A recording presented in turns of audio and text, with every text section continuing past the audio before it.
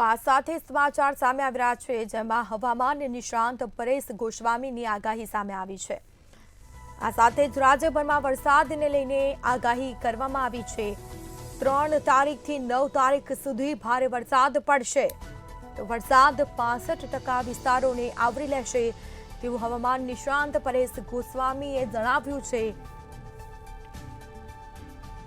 તો રાજ્યભરમાં વરસાદને લઈને પરેશ ગોસ્વામીએ આગાહી કરી છે।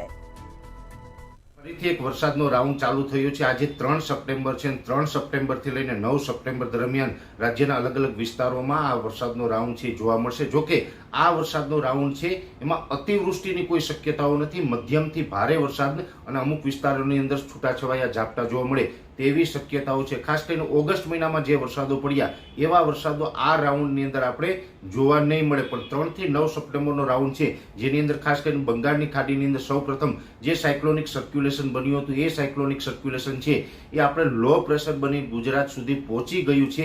અને આજે 3 સપ્ટેમ્બરથી રાજ્યના અનેક વિસ્તારોની અંદર આની વરસાદની અસર પણ જોવા મળી રહી છે। અને આ વરસાદો છે એ ખાસ કરીને આ જે લો પ્રેશરને હિસાબે જે વરસાદો પડવાના છે એમાં જેમાં વધારે શક્યતાઓ છે જેની વાત કરવા જઈએ તો દક્ષિણ ગુજરાત, મધ્ય ગુજરાત અને ઉત્તર ગુજરાતના જે આ 3 રીજન છે આ 3ની અંદર આ વરસાદની તીવ્રતા થોડીક વધારે જોવા મળશે। એમાં પણ ખાસ કરીને શહેરવાદ જોવા જઈએ તો દક્ષિણ ગુજરાતનું રાજપીપળા, સુરત, અંકલેશ્વર અને ભરૂચ એની અંદર એકંદરે સારા એવા વરસાદો નોંધાશે। લગભગ 4 થી લઈને 6 ઇંચ જેવા વરસાદ નોંધાઈ શકે છે। મધ્ય ગુજરાતની અંદર અમદાવાદ, કપડવંત, આણંદ, નડિયાદ અને બરોડા જેવા વિસ્તારો છે તેમાં પણ વરસાદની તીવ્રતા છે એ આવનારા 2-3 દિવસ સુધી વધારે જોવા મળે તેવી શક્યતાઓ માની રહ્યા છે। ખાસ કરીને મધ્ય ગુજરાતની અંદર આજે 3 તારીખથી લઈ અને 6 તારીખ સુધી વરસાદની તીવ્રતા વધારે જોવા મળશે।